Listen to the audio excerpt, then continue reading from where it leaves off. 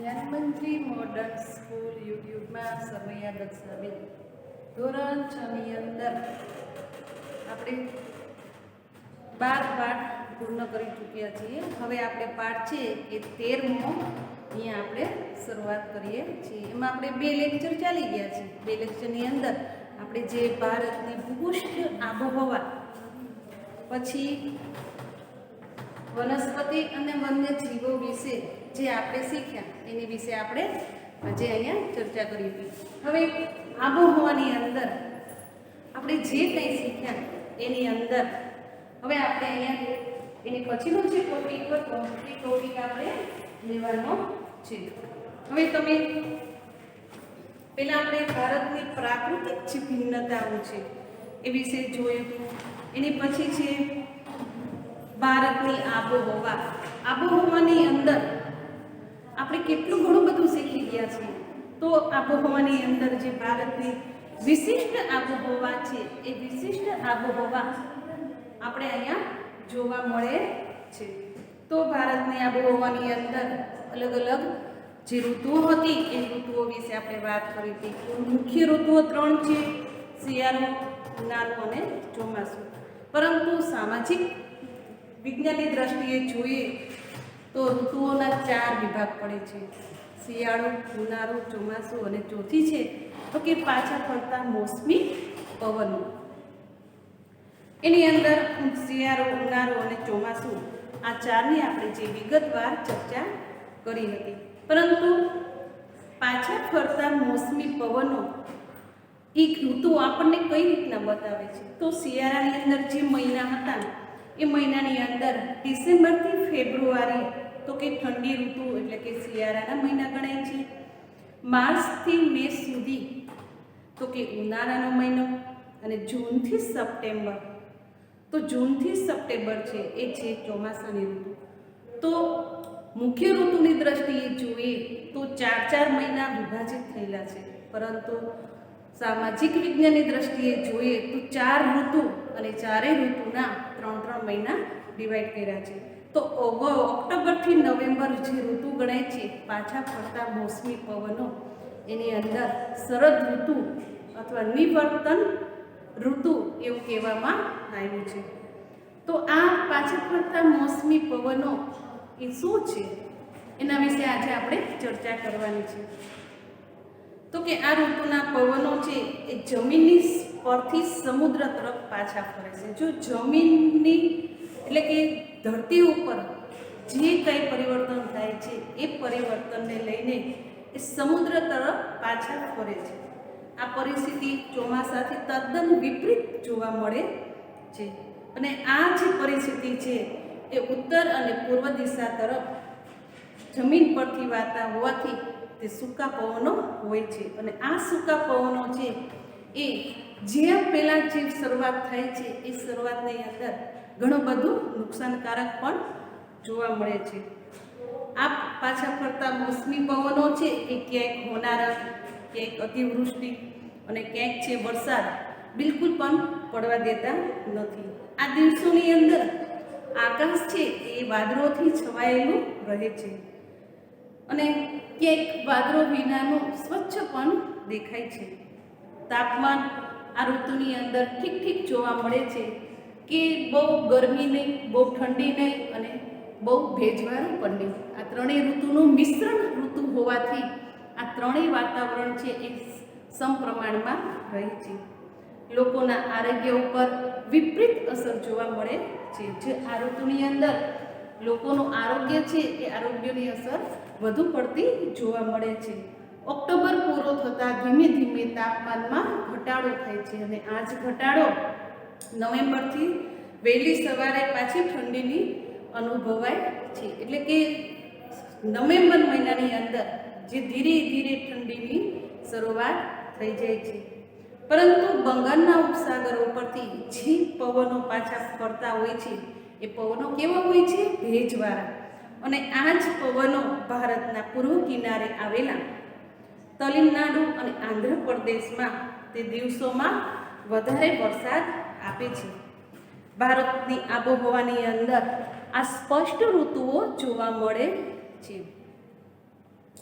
આ 4 ઋતુઓની અંદર આજે આ છેલ્લી ચોથી ઋતુ હતી પાછા ફરતા મોસમી પવનો. આ ઋતુને કારણે ઘણી બધી આબોહવા છે એ મોસમી પ્રકારની ગણાય છે. સૂકી હવા, ગરમ હવા, ભેજવાળી હવા. તો આ ઋતુની જે આબોહવા છે એ કેવી ગણાય છે? મોસમી પ્રકારની, એટલે ઠંડી ઋતુની વાતાવરણ જેવું કે મોસમી પ્રકારની આબોહવા ગણાય છે. જો બારે માસ એક સરખું જ ઋતુ હોય તો આપણા જીવન ઉપર આ ઋતુઓની અસર કેવી પડે છે એની માટે આપણે અહીંયા એક પ્રોજેક્ટ બનાવવાનો છે. જો બારે માસ એક જ સરખી કોઈ ઋતુ હોય તો એની અસર આ જીવન ઉપર, આ પૃથ્વી ઉપર અને માનવ પશુ પંખીઓ ઉપર કેવી પડી છે, તો આના જે કારણો છે, અસરો છે, એની માટે એક આખો આપણે પ્રોજેક્ટ તૈયાર કરવાનો છે, ચાર્ટ તૈયાર કરવાનો છે. પરંતુ આ જે પ્રોજેક્ટ અને ચાર્ટ છે એ આપણે બધા જ પાઠ પૂરા થઈ જાય અને જ્યારે રેગ્યુલર સ્કૂલ શરૂ થાય ત્યારે આ બધા પ્રોજેક્ટ એક પછી એક તૈયાર કરવાના છે. હવે છે વનસ્પતિ. ત્રીજો, પેલો આપણે જોયું ભૂપૃષ્ઠ, બીજું જોયું આબોહવા. આબોહવાની અંદર 4 ઋતુઓ. ભૂપૃષ્ઠની અંદર જમીનના પ્રકાર કેટલા છે, કેવા કેવા પ્રકારની જમીન છે, 8 પ્રકારની જમીન છે એ પણ જોયું. પછી છે વનસ્પતિ, એટલે ભારત દેશ વિવિધતાવાળો હોવાથી આજે વનસ્પતિમાં પણ અનેક પ્રકારની વિવિધતા જોવા મળે છે. તો આ વનસ્પતિ કે જંગલોના પ્રકાર કેટલા છે, કેવા કેવા પ્રકારના જંગલો છે, આજે આપણે એ ટોપિકમાં શીખવાનું છે. ચારે તરફ જુઓ, ભારતના ચારે ખૂણા જુઓ કે 4 દિશા જુઓ, ઉત્તર, દક્ષિણ, પૂર્વ અને પશ્ચિમ. આ બધી દિશાની અંદર તમે જુઓ તો ચારે દિશાના જંગલો જો એક રૂપતા ધરાવતા નથી. જંગલોમાં પણ જુદી જુદી સમાનતા તમને જોવા મળે છે. ક્યાંક છે લીલા જંગલ, ક્યાંક સૂકા જંગલ છે, તો ક્યાંક છે ખરાવ જંગલ, ક્યાંક છે મોસમી પવનોના આધારે જે વનસ્પતિ ઉગે છે એના જંગલો છે. તો આની અંદર અનેક પ્રકારના આપણને પ્રકાર જોવા મળે છે. તો વિવિધ પ્રકારના આપણે જોયું ઝાડ, છોડવા, વનસ્પતિ, હજારો જાતની વનસ્પતિ આપણે જોઈએ છીએ. કેટલીક વનસ્પતિ સુંદર મજાની જોવા મળે છે, તો કેટલીક વનસ્પતિ છે તો કે ફૂલોવાળી. આ ફૂલોવાળી વનસ્પતિ છે એ ભારતને સુશોભિત કરનારી વનસ્પતિ છે. કેટલાક વૃક્ષો ઘેરઘૂર, ઘટાદાર અને અમુક વૃક્ષો એવા છે કે નીચા અને પાખા હોય છે, એટલે કે ઘટાદાર હોતા નથી.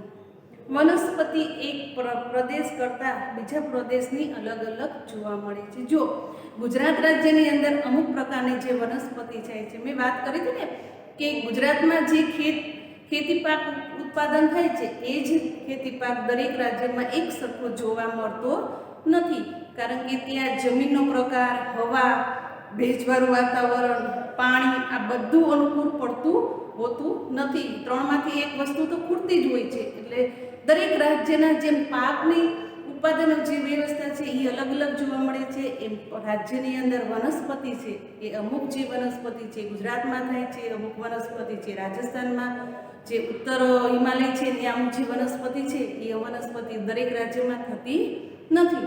તો આ વનસ્પતિની દ્રષ્ટિએ જુઓ તો ભારત એક પણ વિવિધતા ધરાવે છે. વિવિધતાનું કારણ છે આબોહવામાં રહેલી છે. આ બધાની વિવિધતાનું કારણ મુખ્ય કોણ છે તો કે આબોહવા, અને બીજું કોણ છે તો કે પૃથ્વી, જમીન. પૃથ્વી એટલે કે જમીન છે. તો આ બંને એ મુખ્ય પરિવર્તન લાવનારા છે. વનસ્પતિના કેટલા પ્રકાર પાડવામાં આવે છે. વરસાદનું પ્રમાણ વનસ્પતિની આ વિવિધતા સર્જન માટેનો મુખ્ય આધાર છે. જંગલોના પ્રકારો, આ રીતે અનેક પ્રકારના જંગલો પડે છે. તો આપણે વાત કરી હતી કે જંગલના પ્રકાર ક્યાં ક્યાં છે, તે પ્રકાર જણાવી તેના વિશે માહિતી આપો. એવો પ્રશ્ન તમને પૂછાય 4 માર્ક્સનો અથવા 5 માર્ક્સની અંદર ટૂંકનોટમાં પૂછવામાં આવે કે જંગલો એટલે શું, જંગલોના પ્રકાર કેટલા છે તે જણાવી તેના વિશે માહિતી આપો. તો આપણે પહેલો પ્રકાર છે ઉષ્ણકટિબંધ વરસાદી જંગલો, બીજું છે ઉષ્ણકટિબંધીય પાનખર જંગલો, ત્રીજો છે સૂકા ઝાકળાવાળા જંગલો, ચોથું છે પર્વતીય જંગલો અને પાંચમો છે મેંગ્રુવ જંગલો. આ જંગલોના મુખ્ય 5 પ્રકાર છે. આ 5 પ્રકાર વિશે આપણે એક પછી એક ટોપિક અહીંયા લેવાનો છે. એમાં પહેલું છે ઉષ્ણકટિબંધીય જંગલો. તો આ જંગલો કેવા પ્રકારના છે?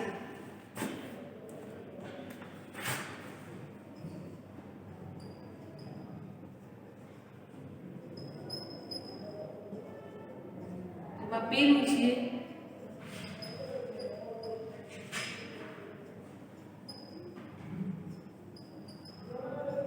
જંગલો, બીજું છે પાછા ફરતા મોસમી પાનખર જંગલો,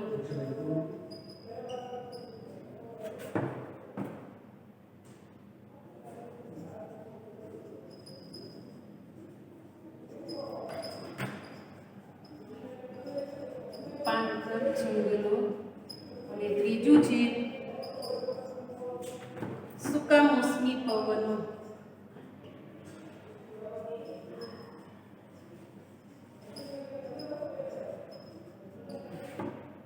ચોથું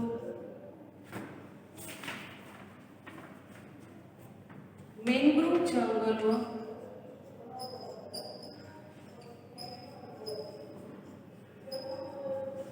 અને પાંચમું છે પાનખર જંગલો.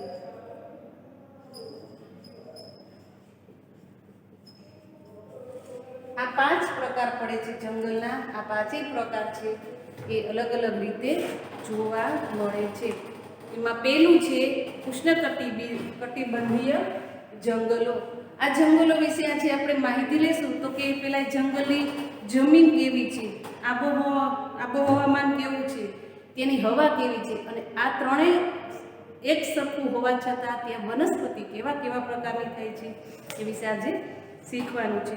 તો કે અહીંયા છે આ જમીન છે ઉષ્ણકટિબંધીય જંગલોની અંદર વરસાદનું પ્રમાણ કેવું હોય છે? તો કે વધારે, કારણ કે ત્યાંની વનસ્પતિ છે ઘટાદાર હોય છે. કેવી હોય છે? ઘટાદાર. અને પર્વતીય વિસ્તારની અંદર આ વસ્તુ જોવા મળતી નથી. એટલે ત્યાંની વરસાદનું પ્રમાણ વધારે હોવાથી ત્યાં ઉષ્ણકટિબંધીય વરસાદી જંગલો વધુ પ્રમાણમાં જોવા મળે છે. આ જંગલોના વૃક્ષ ઘેરઘૂર ઘટાદાર હોવાથી સૂર્યના કિરણો સીધા જમીન ઉપર પડે છે અને જમીન સીધું પહોંચી શકતા નથી. સીધા પડતા હોવાથી છતાં એ જમીન ઉપર પડી શકતા નથી, કારણ કે એકદમ ઘટાદાર વૃક્ષો હોવાથી સૂર્યના કિરણો છે એ વનસ્પતિની અંદર જ સીધા પડે છે, જમીન સુધી પહોંચી શકતા નથી. એટલે ત્યાં અનેક જાતના વૃક્ષો, વેલાઓ અને છોડવાઓ વગેરે વિવિધ વનસ્પતિઓ જોવા મળે છે. બધી જાતના વૃક્ષમાં એક સાથે પાનખર ઋતુ આવતી નથી. જો આ ઉષ્ણકટિબંધીય જે જંગલો છે ત્યાં જેટલા વૃક્ષો થાય છે, ત્યાં વૃક્ષો છે જેને કહેવાય પાનખર ઋતુ, કે જે શશિર ઋતુ કહીએ, કે પાનખર ઋતુ કહીએ, કે વસંત ઋતુ કહીએ, તો તમામ જે ઝાડવાઓ એના પાન ખરી જાય છે. પરંતુ દરેક વનસ્પતિના પાન એકી સાથે ખરતા નથી. એ વનસ્પતિની અંદર પણ અલગ અલગતા જોવા મળે છે.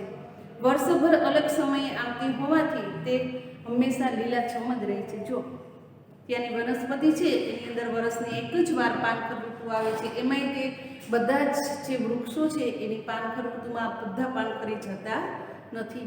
વૃક્ષો હંમેશા 12 માસ ત્યાં લીલા જ રહે છે.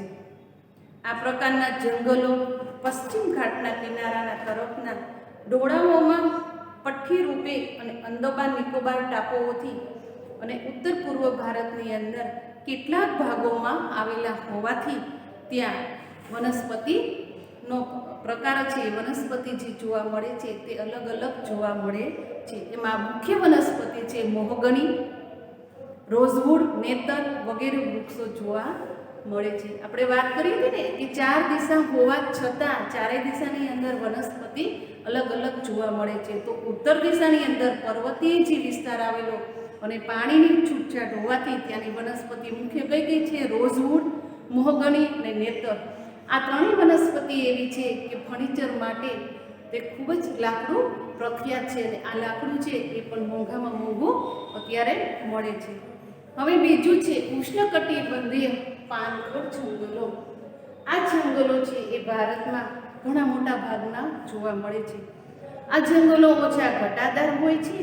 તેની અંદર પાનખર ઋતુ પ્રમાણે વૃક્ષો પાંદડા ખેરવે છે અને ખરાબ મોસમી જંગલો એવા નામે પણ ઓળખાય છે કે સાલ, વાંસ, મૂળો, લીમડો વગેરે વૃક્ષો આ પ્રકારના જોવા મળે છે. જો આ જંગલમાં જે વૃક્ષો થાય છે ને ઘટાદાર તો હોય જ છે, પણ આ જંગલમાં જે વૃક્ષો થાય એ પશ્ચિમ પૂર્વની અંદર પણ જોવા મળે છે.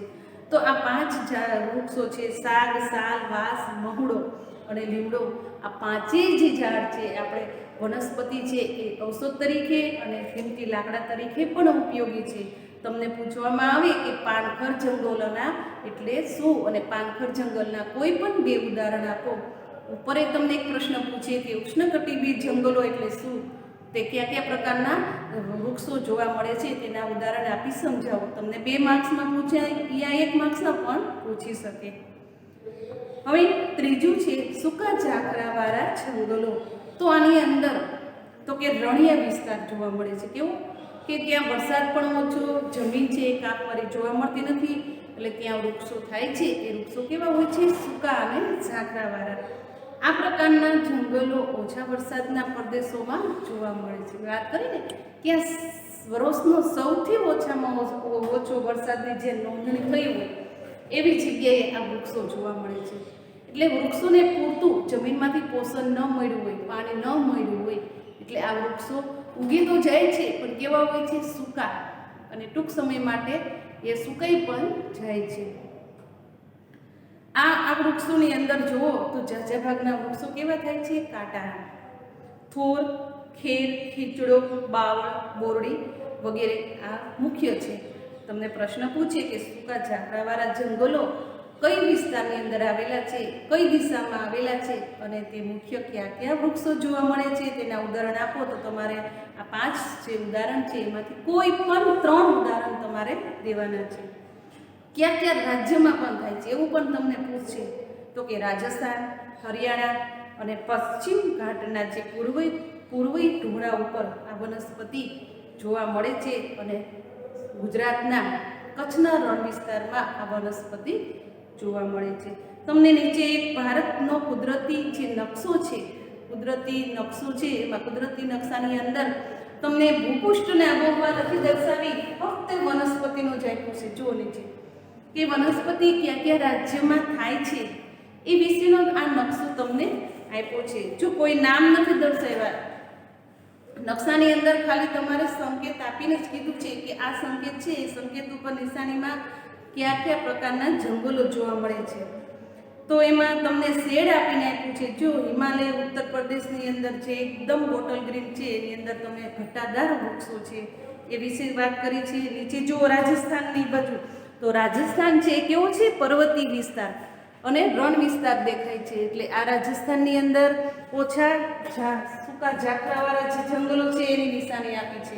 પૂર્વ પશ્ચિમમાં તમે જુઓ તો તમને એકદમ ગ્રીન ઘાટી નિશાની આપી છે, કારણ કે અરબ સાગર અને બંગાળની ઉપખાડી. તો આ બંગાળ અને અરબ સાગર બંને, એટલે કે ગુજરાતનો જે પૂર્વ અને પશ્ચિમ જે કિનારો છે એ આખો કિનારો કેવો છે? દરિયાઈ પટ્ટીવાળો. તો આ દરિયાઈ પટ્ટીને લીધે જે પવનો વાય છે એ પવનોને લીધે ત્યાં પણ આપણને વૃક્ષો છે, વૃક્ષોનું પ્રમાણ વધુ પડતું જોવા મળે છે. અને છેલ્લે છે દક્ષિણ ભારત. તો કે દક્ષિણ ભારતની અંદર હિન્દ મહાસાગર આવેલો છે. તો ત્યાંના જે વૃક્ષો છે એ વૃક્ષોની આપણને બતાવ્યા છે. તો એ વૃક્ષો છે એ પણ કિંમતી બતાવ્યા છે, કારણ કે ત્યાં જે વૃક્ષો છે તો કે દક્ષિણ ભારતમાં સૌથી સારામાં સારું છે આપણે ડ્રાયફ્રૂટ, સૂકો મેવો કે એ બધું ત્યાં એ બાજુ થાય છે. હવે છે પર્વતીય જંગલો. તો કે પર્વતીય જંગલો કેવા છે, તે કઈ દિશામાં વધુ જોવા મળે છે? ભારતની અંદર આ 4 દિશામાંથી કઈ પર્વતીય જંગલ તરીકે ઓળખાય છે? તો કે આ પ્રકારના જંગલો તો તેના નામ પ્રમાણે પર્વતીય જંગલો ખાલી કહેવા પૂરતા જ છે, પરંતુ આ વિસ્તારની અંદર, પર્વતોની અંદર જુદી જુદી ઊંચાઈએ વિવિધ પ્રકારની અને અનેક પ્રકારના વૈવિધ્ય ધરાવતી વનસ્પતિ ઉગે છે. હવે આપણે ગુજરાતનું જૂનાગઢ લ્યો, તરેટી વિસ્તાર લ્યો, આપણે એમ કહીએ ત્યાં પર્વત છે, ત્યાં શું જંગલ હોય, ત્યાં વનસ્પતિ ઉગે. પણ આપણા જૂનાગઢની અંદર અંદર જુઓ તળેટીની અંદર તો અનેક પ્રકારની ઔષધિ તરીકેની વનસ્પતિ ઉગે છે કે આપણે પણ એના નામ હજી નથી જાણી શકતા, એટલી બધી વનસ્પતિ ઉગે છે. ઉત્તર ભારતમાં જુઓ હિમાલય, તો કે હિમાલયની અંદર કેટલીક વનસ્પતિ એવી છે કે આપણા બીજા એકેય ઓલામાં થતી નથી. તો ત્યાં એ હિમાલયની અંદર જે પ્રકારની વનસ્પતિ ઉગે છે એ પણ આપણને કિંમતી છે. તો આની અંદર આજે સમુદ્ર સપાટી ઉપરથી 1500થી વધુમાં વધુ જોઈએ તો 2500 સુધી ઉગતી વનસ્પતિ હોય છે. કેટલા? 1500 ફૂટ ઊંચી અને 1500થી માંડીને 2500 ફૂટ સુધીની ઊંચી ઊંચી વનસ્પતિ જોવા મળે છે. અને આ વનસ્પતિ છે એ કેવા આકારની હોય છે? શંકુ આકારની વનસ્પતિ. હવે તમને ખાલી જગ્યા અથવા એક માર્ક્સમાં અથવા વિકલ્પમાં કોઈ પ્રશ્ન પૂછે કે શંકુ આકારની વનસ્પતિ કઈ જગ્યાએ જોવા મળે છે, તો તમારે આમાંથી 3-4 માર્ક્સનો એક નાના એવા ફકરાની અંદર તમને 3-4 માર્ક્સનું પૂછી શકે છે. તો કે શંકુ આકારની અને સોયાકાર પાંદડા ધરાવતી વનસ્પતિ પર્વતીય જંગલોની અંદર જોવા મળે છે. ત્યાં આકાર ઉપરથી આ વનસ્પતિ શંકુદ્રુપ વનસ્પતિ તરીકે પણ ઓળખાય છે. જો આનું બીજું નામ શું આપ્યું? શંકુદ્રુપ વનસ્પતિ. આમાં મુખ્ય જે વનસ્પતિ જે થાય છે તો આપણા ગુજરાતમાં આ વસ્તુ ઓછી જોવા મળે છે. તો આ વસ્તુ છે ચીડ, દેવદાર, પાઇન. આ પ્રકારની વનસ્પતિ થાય છે અને આ વનસ્પતિ છે એ મુખ્યત્વે વનસ્પતિનું ફર્નિચર બનાવવા માટે કિંમતી ગણાય છે. હવે છે છેલ્લું 5મો પ્રકાર મેંગ્રુવ જંગલો. મેંગ્રુવ, તમને એમ થશે કે આ કેવું નામ છે?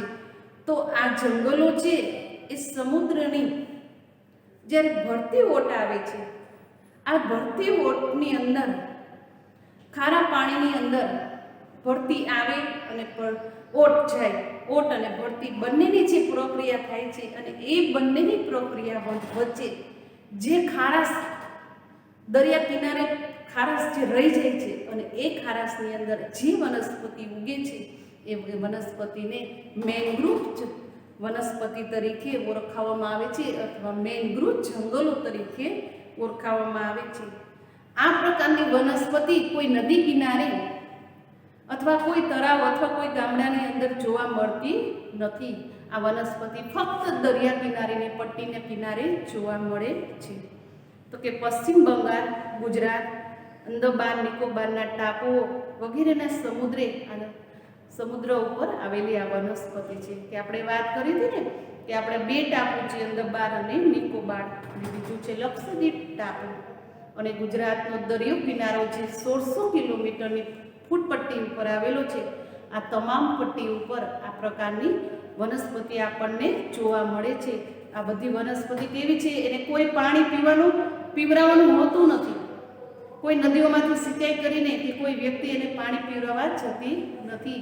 એ વનસ્પતિ છે એ ખારાશના ઓલામાંથી જ ઉત્પન્ન થાય છે. એથી એનું નામ પડ્યું છે મેંગ્રુવ જંગલો તરીકે. આ વનસ્પતિ છે ગંગાના મુખ ત્રિકોણ પ્રદેશની અંદર સુંદરબન નામનું એક જંગલ આવેલું છે અને ત્યાં એ જંગલનું નામ છે સુંદરી નામના વૃક્ષ ઉપરથી આ જંગલનું બીજું નામ પડ્યું છે તો કે સુંદરવન.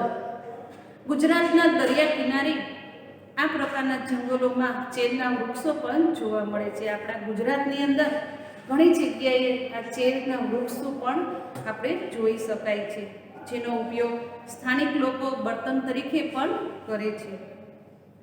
હવે જે આપણે પાઠના આધારે જે વિગત લેવાની છે, કોષ્ટકમાં પૂર્ણ કરવાની છે, એ એક વિગત છે એ આપણે અહીંયા લખવાની છે. પરંતુ અહીંયા મેં તમને પ્રશ્ન સમજાવ્યો કે જંગલો એટલે શું? જંગલના પ્રકાર જણાવો.